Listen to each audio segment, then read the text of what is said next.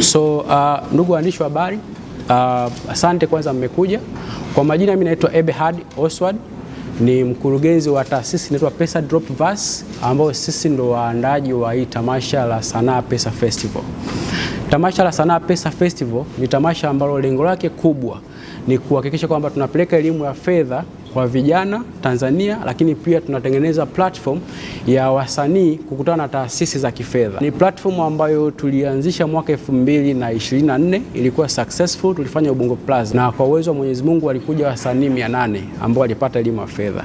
So hii ni season 2 ambayo tunaizindua rasmi siku ya leo. Kutakuwa kuna maonesho ya huduma za kifedha na maonesho ya kazi za sanaa, ambapo kutakuwa kuna booth, vijana watakuwa wanapita kwenda kujifunza, lakini pia wasanii wataperform. Kama ambavyo mnaona kuna line ya wasanii kibao, wataperform kuhakikisha kwamba elimu ya fedha haiboi. Mtu anapata madini kiasi kwamba anaburudika, lakini at the same time anaenjoy. Sanaa Pesa Festival itafanyika tarehe 22 mpaka tarehe 24 katika kituo cha kibiashara cha Afrika Mashariki ambacho kinapatikana Ubungo, na itakuwa ni kuanzia asubuhi mpaka saa 2 usiku. Kuanzia asubuhi mpaka muda huo kutakuwa kuna burudani za kutosha. Wasanii mnaona hapa watazungumza, lakini pia kutakuwa kuna watoa huduma mbalimbali za elimu ya fedha kwa vijana na kwa wasanii. Lengo kubwa la kuanzisha Sanaa Pesa Festival, kama nilivyogusia mwanzoni, ni kuhakikisha kwamba tunaondoa janga la umaskini kwa vijana. Serikali yetu ipo katikati, ambapo tupo kwenye maono ya kuitengeneza mwaka 2050. Kuna ajenda ya mwaka 2050 ya serikali, lakini pia tumeona kuna wizara ambazo zinaanzishwa kwa ajili ya vijana. Sio kila kijana ambaye anaweza kafika wizarani, au sio kila kijana ambaye anaweza kaelewa maono makubwa ya serikali. Kwa wadau kama sisi tunainuka kuhakikisha kwamba tunatengeneza platforms ambazo vijana wanapata maarifa.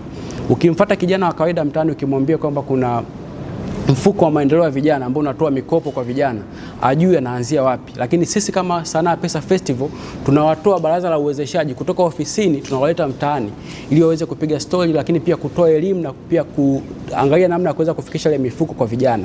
Na mwisho kabisa, kwa vijana ambao wanatuangalia, ambao wanatusikiliza, hii ni event ambayo hutakiwi kukosa. Yaani kosa event zote, lakini hii ni event ambayo hutakiwi kukosa, kwa sababu burudani zipo, lakini elimu ya fedha ambayo inakusaidia wewe kuweza kujitambua kiuchumi